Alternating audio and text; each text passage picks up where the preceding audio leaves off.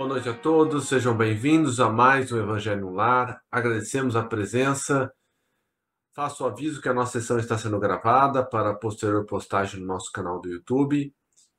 E antes de iniciarmos, gostaria de convidar a todos a acompanhar a leitura do livro Agenda Cristã. Vou compartilhar a minha tela.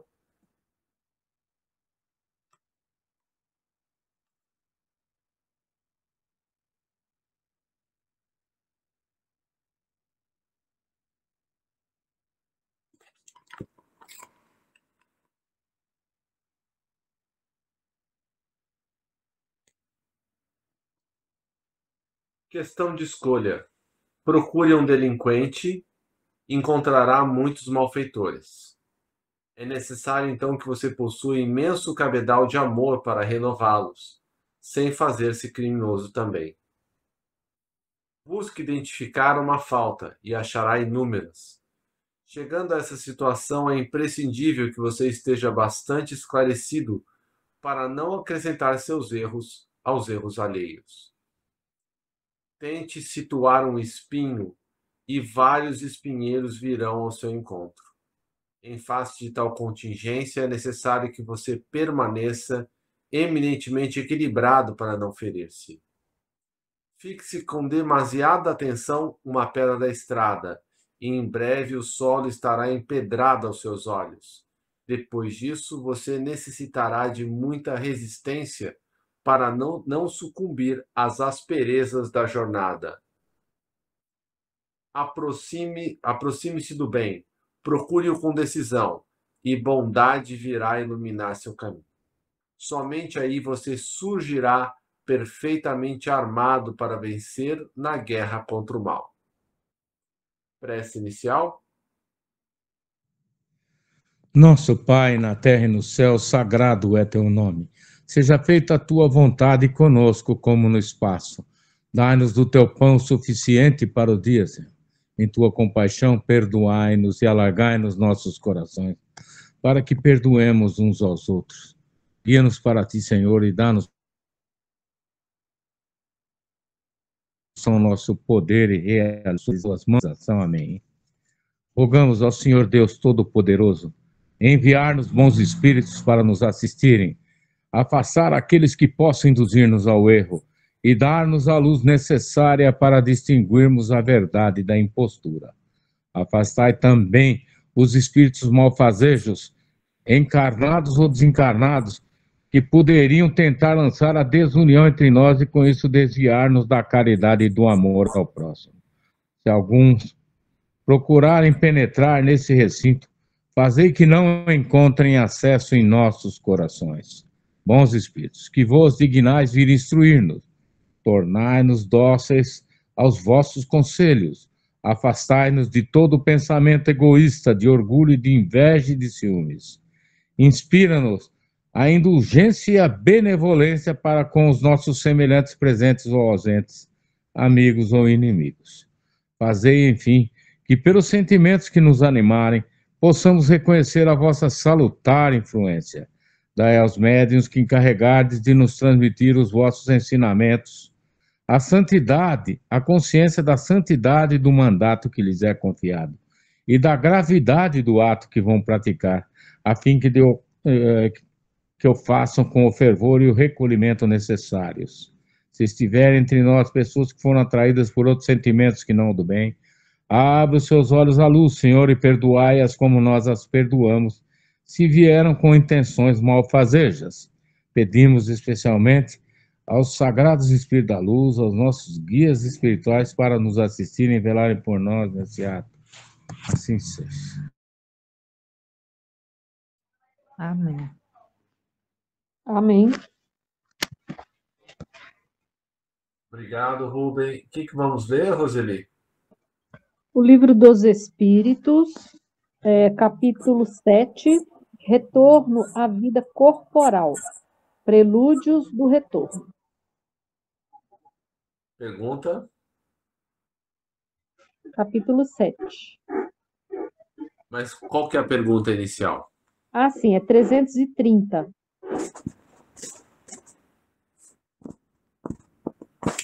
Livro dos Espíritos. Da volta do espírito à vida corporal. Prelúdio da volta. Pergunta 330. Sabem os espíritos em que época reencarnarão? Pressentem-na, como sucede ao cego que se aproxima do fogo. Sabem que têm de retomar um corpo, como sabeis que tendes de morrer um dia, mas ignoram quando isso se dará. Letra A. Então a reencarnação é uma necessidade da vida espírita, como a morte é da vida corporal? Certamente, assim é. 331. Todos os espíritos se preocupam com a reencarnação? Resposta. Muitos há que em tal coisa não pensam, que nem sequer a compreendem. Dependem de estarem mais ou menos adiantados. Para alguns, a incerteza em que se acham do futuro que os aguarda constitui punição. 332. Pode o espírito apressar ou retardar o momento da sua reencarnação? Resposta. Pode apressá-lo, atraindo-o por um desejo ardente. Pode igualmente distanciá-lo, recuando diante da prova, pois entre os espíritos também há covardes e indiferentes. Nenhum, porém, assim procede impunemente, visto que sofre por isso, como aquele que recusa o remédio capaz de curá-lo. 333. Se se considerasse bastante feliz numa condição mediana entre os espíritos errantes e, consequentemente, não ambicionasse elevar-se, poderia o espírito prolongar indefinidamente esse estado? Resposta. Indefinidamente não. Cedo ou tarde o espírito sente a necessidade de progredir. Todos têm que se elevar. Esse é o destino de todos. Então, todos nós necessitamos continuar o nosso progresso. 334.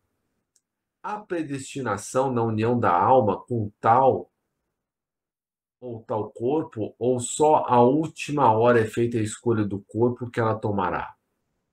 Resposta. O espírito é sempre de antemão designado. Tendo escolhido a prova a que queira submeter-se, pede para reencarnar. Ora Deus, que tudo sabe e vê, já antecipadamente sabia e vira que tal espírito se uniria a tal corpo.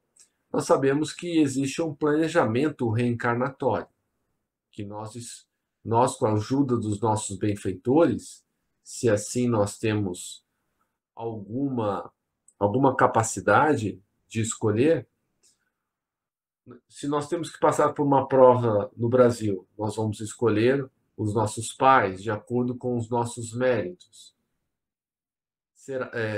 Escolheremos uma profissão, escolheremos medidas de salvaguarda para que, caso aconteça alguma coisa, algum desvio do caminho, nós possamos ser colocados de volta no caminho. Então, há doenças que cumprem esse papel.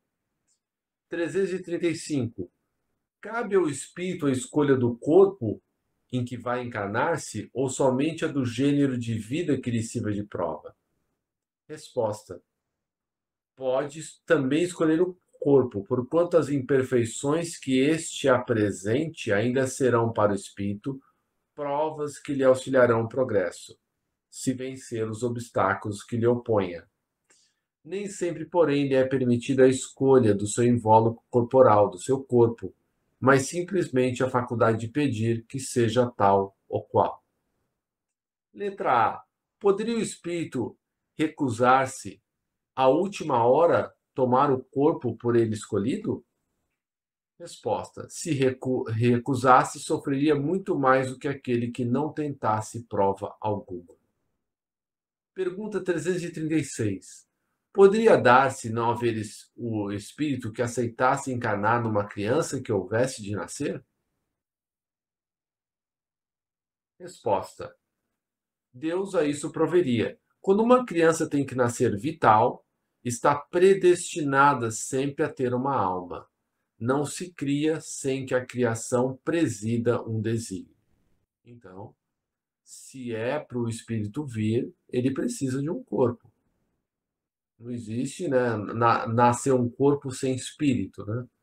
Tanto quando isso acontece, é o natimorto, é aquele que vive, respira, né, e depois termina ali sua vida. 337. Pode a união do espírito a determinado corpo ser imposta por Deus, ou seja, obrigatória? Certo, do mesmo modo que as diferentes provas, mormemente, quando ainda o espírito não está apto a proceder a uma escolha com conhecimento de causa. Por expiação, por necessidade de sentir na pele aquilo que fez, pode o espírito ser constrangido, obrigado a se unir a um corpo de uma determinada criança, que pelo seu nascimento e pela posição que venha a ocupar no mundo, se lhe torne instrumento de castigo. Nós sabemos pela lei de causa e efeito, né? E, por exemplo, se fomos muito cruéis com mulheres ou com uma determinada raça de pessoas, a lei da providência nos coloca nessa situação. Então, nasceremos como mulheres, sofreremos aquele mesmo tipo de sofrimento que nós impusemos a outros, né? Então, o que é espiar, né? Espiar é sofrer na própria carne aquilo que nós fizemos aos outros. Então, isso é muito comum, né? Por isso que aquele que faz o mal, ele tende a receber o mesmo mal. 338. Se acontecesse que muitos espíritos se apresentassem para tomar determinado corpo destinado a nascer, que é o que decidiria sobre qual deles pertenceria o corpo? Muitos podem pedi-lo, mas em tal caso, Deus é quem julga qual o mais capaz de desempenhar a missão a que a criança se destina. Porém, como eu já disse, o espírito é designado antes que sou o instante em que haja de unir-se ao corpo. 339. No momento de encarnar, né, do espírito tomar o corpo, sofre perturbação semelhante à que experimenta ao desencarnar, ou seja, na morte física? Muito maior e, sobretudo, mais longa. Pela morte, o espírito sai da escravidão. Pelo nascimento entra para ela. 340. É solene para o espírito o instante da sua encarnação? Pratica ele esse ato considerando-o grande e importante? Procede como viajante que embarca para uma travessia perigosa e que não sabe se encontrará ou não a morte nas ondas que ele se decide afrontar, né? Porque antes de nascermos, quando estamos no mundo espiritual, como espíritos, nós temos uma visão muito mais ampliada do que nós necessitamos passar, né? Ao escolhermos, por exemplo, uma vida mais modesta, mais pobre. Mas aí o que acontece? Quando nós nascemos, nós perdemos a memória de tudo aquilo que nós prometemos fazer, né? Por isso que muitas pessoas, né, fazem comentários. Eu devo ter jogado pedra na cruz, porque a minha vida é só sofrimento, é só dificuldade, quando ela mesma pediu para passar por essas situações. Aí o Kardec faz um comentário. O viajante que embarca sabe a que perigo se lança, mas não sabe se naufragará. O mesmo se dá com o espírito. Ele conhece o gênero, a espécie das provas a que se submete, mas não sabe se ele sucumbirá, e não sabe se ele vai conseguir sair vencedor de tudo aquilo que ele planejou. Porque uma coisa é a gente planejar, outra coisa é a gente fazer e conseguir passar pelas provas. Assim como para o espírito a morte do corpo é uma espécie de renascimento, a reencarnação é uma espécie de morte, ou antes, de exílio, de clausura, né? Porque nós vamos ficar presos nesse corpo físico durante 30, 40, 50, 70, 80 anos. Ele deixa o mundo dos espíritos porque a nossa verdadeira casa é o mundo espiritual, né? Aqui nós estamos como viajantes. Ele deixa o mundo dos espíritos pelo mundo corporal, como o homem deixa este mundo por aquele. Sabe que reencarnará, como o homem sabe que morrerá. Mas como este, com relação à morte, o espírito só no instante supremo, quando chegou o momento predestinado, tem consciência que vai reencarnar. Então, qual o homem em agonia, dele se apodera a perturbação, que se prolonga até que a nova existência se ache positivamente encetada, iniciada. A aproximação do momento da reencarnação, de reencarnar, sente uma espécie de agonia. É como nós fizemos todo um planejamento por um ato muito importante, mas nós não sabemos direito o que vai acontecer. Então, dá aquela agonia, aquela ansiedade no espírito. 341. Na incerteza em que se vê quanto às eventualidades do seu triunfo, nas provas que vai suportar na vida, tem o espírito uma causa de ansiedade antes da sua encarnação? Olha lá, ansiedade. Em 1860, de ansiedade bem grande, pois que as provas da sua existência o retardarão ou farão avançar conforme a suporte. Então, daí depende o nosso progresso espiritual, de bem viver essa vida. 342. No momento de reencarnar, o espírito se acha acompanhado de outros espíritos, seus amigos, que vêm assistir a sua partida do mundo incorpóreo, ou seja, do mundo espiritual, e que, como vem recebê-lo quando para lá volta, depende da esfera a que pertença. Se já está nas que reina a afeição, os espíritos que lhe querem o acompanham até o último momento, animam e mesmo lhe seguem muitas vezes os passos pela vida afora. A última pergunta do capítulo, 343. O que vemos em sonho que nos testemunham afeto e que se nos apresentam com desconhecidos semblantes? São alguma vez os espíritos amigos que nos seguem os passos na vida? Resposta. Muito frequentemente são eles que nos vêm visitar, como ides visitar um encarcerado. Ou seja, acho que todos nós já tivemos algum tipo de sonho, né, que encontramos alguém que não conhecemos, mas que tem grande afinidade para conosco, sentimos assim um alívio dos nossos problemas. Geralmente são espíritos que gostam de nós, que estão nos dando um incentivo. Comentários? Fred, eu sempre faço uma abordagem aí para meus amigos, tá? Habitou esse planeta, prepare-se para sofrer, na carne, no espírito ou nos dois. É claro que existe um pré-ordenamento no processo reencarnatório.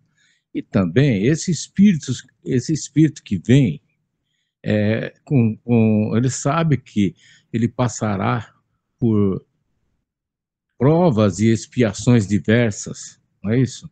Agora, nós também temos que abordar a família que o recepciona, né? As responsabilidades que os pais, irmãos e outros demais parentes têm quando ele aporta nesse mundo, não é? Quando há essa manifestação no mundo material. Isso é que nós também temos que considerar. E se ele vier com deficiências, ou for um indivíduo que seja o ovelha negra da família, né, como se faz essas abordagens aqui, essa família também vai ter uma responsabilidade enorme para cuidar desse indivíduo, né? Nós sabemos, aí nós temos conhecimento que mães, pais, pai, mãe, estão frequentando a Cracolândia para ficar próximo aos seus filhos. É uma situação terrível a que passam esses pais, não? Nós conhecemos um caso aqui no Alphaville que o pai ou a mãe leva todo dia o filho até a Cracolândia e depois vai buscá-lo à noite. São gente da elite que tem, né, um poder econômico muito forte, né, poder aquisitivo elevado. Então nós vemos que aportou nesse planeta, meu irmão, aguarde, aguarde as bordoadas, né, de todos os lados, né? O sofrimento é, é irreversível, digamos assim, né? Obrigado, meus irmãos. Obrigado, Rubem. Alguém mais gostaria de falar?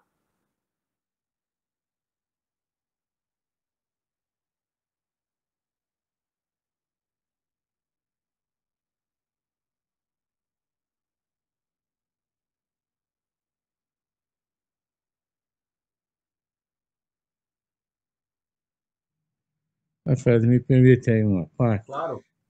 Nós também sabe que as adversidades são inerentes, né, à condição humana, né? E ela é praticamente voltada, em sua maior parte, para o sofrimento, né?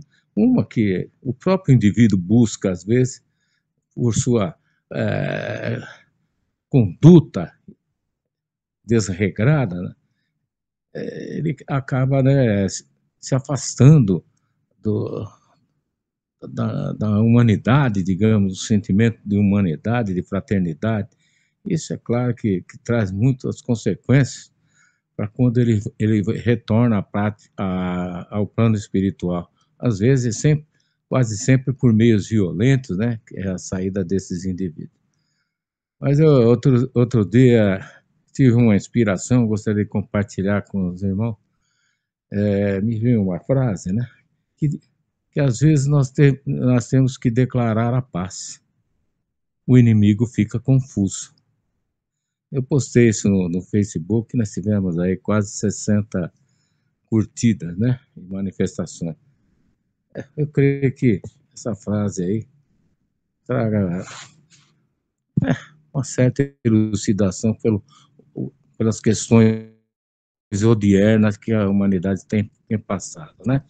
Os sofrimentos todos que nós estamos tendo aí, até com a natureza, né? E as guerras incessantes. Convém a gente refletir sobre isso, né? Às vezes, devemos declarar a paz. Né? E claro que isso causa confusão no inimigo, que ele não está preparado para essa condição, né? Para lidar com pessoas fraternas, com pessoas que têm Jesus no coração. Obrigado, meus irmãos. Mais alguém gostaria de contribuir?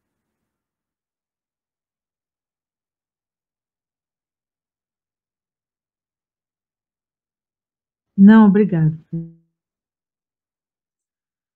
É interessante essa parte, né? Porque a gente acha que caiu de paraquedas nessa vida, né? Que tá muito difícil, tá muito complicado, sendo que antes de nascer, né? Como a gente sabe pelas obras de André Luiz, tem um planejamento para a gente vir para a Terra muito minucioso e que de acordo com o nosso grau espiritual, né? Se a gente tem um mínimo de discernimento, a gente participa dessa programação, né? E muito frequentemente a gente pede provas, né, dificuldades bem maiores do que a gente tem. Porque a gente quer pagar, né, se você tem uma dívida e se tem a oportunidade de, de pagá-la mais rápido, você quer pagar de uma vez, né?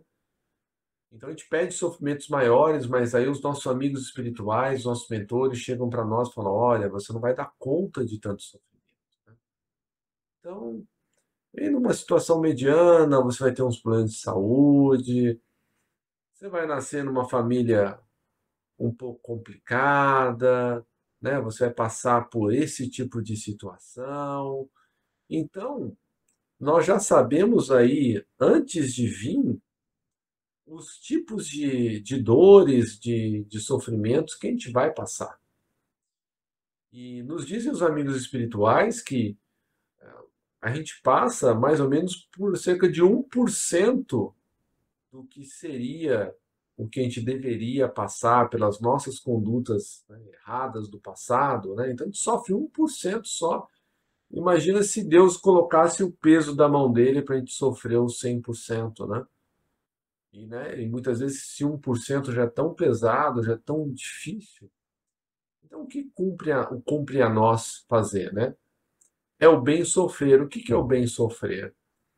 Eu aceito a situação que eu estou hoje, sem revolta, né?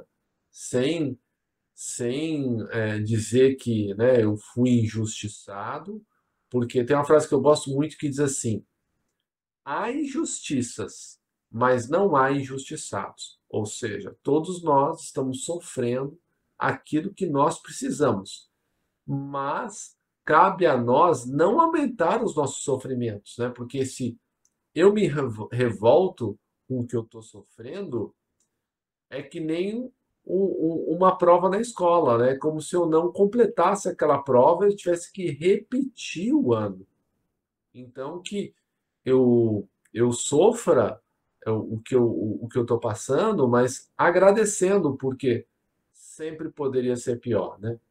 Basta a gente olhar para os lados, sempre tem alguém que sofre mais do que nós. E mesmo que a gente veja pessoas que parecem, né, passar pela vida sem dores, sem sofrimentos, essa nossa visão é equivocada, né? Como o próprio Rubem disse, né, da família de situação financeira aí mais avantajada, né? Imagina ter que acompanhar um filho para até a Cracolândia, né? E depois ir buscá-lo, né? Tudo, né? Provavelmente para que ele não seja assassinado, para que ele não seja morto. Deve ser uma situação muito difícil. Então, nós vemos aí, né? Graças a Deus, né? Às vezes a gente pensa, poxa, eu poderia ter nascido nos Estados Unidos, né? Na Suíça, na Europa, num lugar melhor, né? Mas você poderia ter nascido na Ucrânia, na Somália, na África, num país ainda muito mais pobre do que o Brasil, assolado por guerras, né, na faixa de Gaza. Aí. Imagina que sofrimento ter que encarar uma guerra, né? E nós estamos aqui, numa situação aí mediana, intermediária, tendo cada um de nós os nossos desafios. O que acontece? A gente abre as redes sociais, né? E, e a mídia, tudo nos indica o quê? Uma vida hedonista, né? Da busca do prazer. Então, eu tenho que ser feliz agora, eu tenho que ter tudo agora, eu tenho que conquistar tudo agora, como se a vida fosse só isso. E quando a gente tem a visão espiritual da vida, né? Segundo essa doutrina espírita, que ela nos ensina por que sofremos, a gente vê o quê? Que isso aqui, né?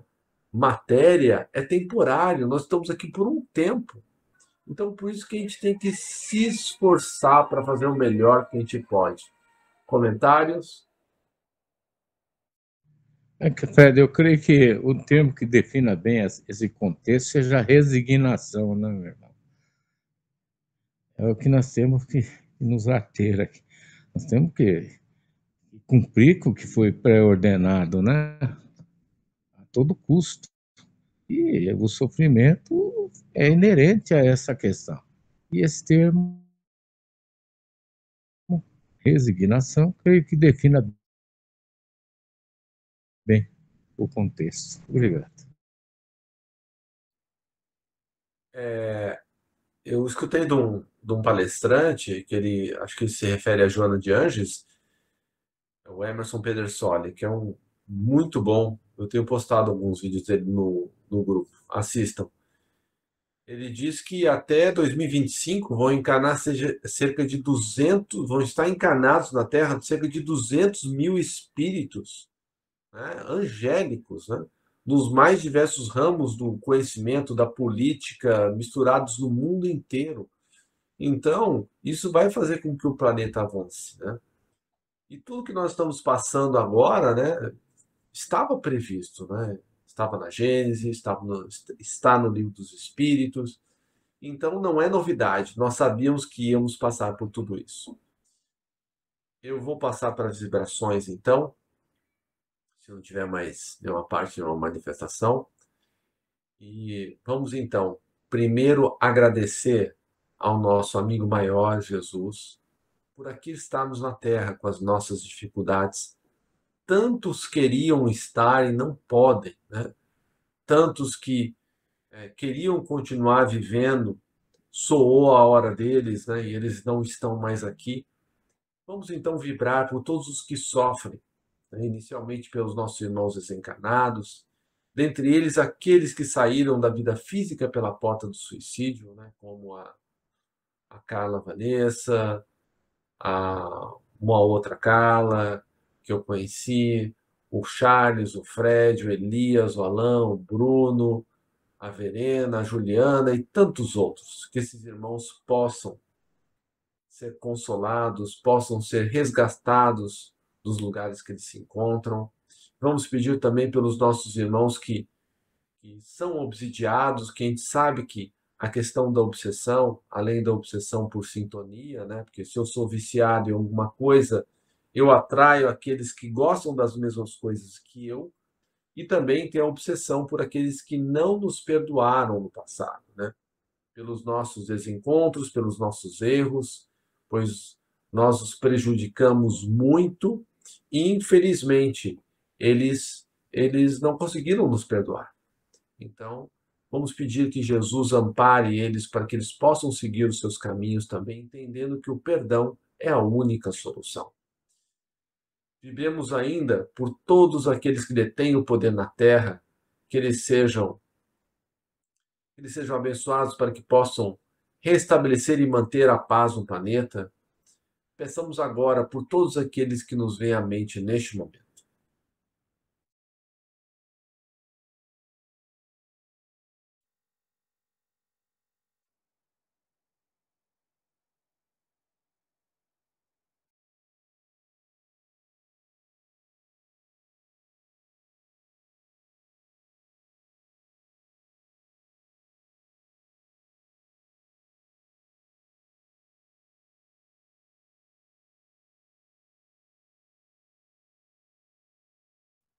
Que esses irmãos que vieram à nossa mente sejam auxiliados. Peçamos que Jesus ampare todos aqueles que fazem o bem, não são manchetes dos jornais, pelas igrejas, centros espíritas, por todos que fazem a caridade. E, por fim, peçamos a Jesus que nos fortaleça no caminho do bem, para que possamos cumprir com coragem os nossos deveres, fazendo assim a nossa pequena parte na construção do reino de regeneração que Ele nos prometeu, mas que começa no coração de cada um de nós, quando nós nos esforçamos para dominar os nossos erros, as nossas más tendências. Que assim seja, graças a Deus e graças a Jesus. Prece final. Agradecemos aos bons espíritos que vieram comunicar-se conosco. Pedimos que nos ajudem a pôr em prática as instruções que nos deram e façam que cada um de nós, ao sair daqui, esteja fortificado na prática do bem e do amor ao próximo. Desejamos igualmente que essas lições sejam proveitosas para os espíritos sofredores, ignorantes ou viciosos que puderam assistir a esta reunião e para os quais suplicamos a misericórdia de Deus. Assim seja. Graças a Deus. Uma boa noite a todos. Que Jesus nos abençoe sempre. Amém, que assim seja. Muito obrigado mais uma vez. Uma ótima semana para todos.